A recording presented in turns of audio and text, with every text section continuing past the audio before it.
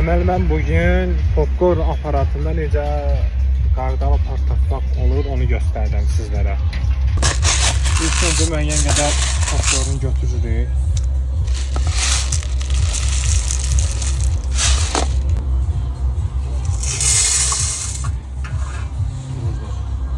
Ondan sonra isteğe göre duz tökürük. Yəni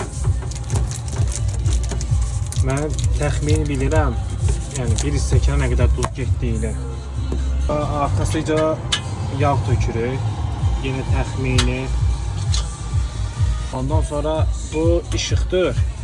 Bu istidir, partladır düymə. Bu düymədəki fırladır.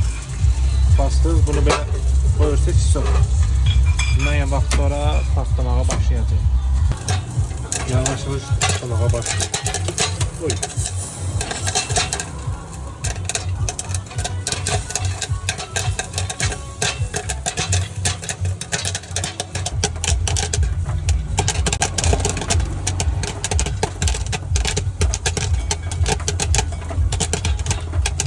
Bittikten sonra bunu ve bunu söndürürük.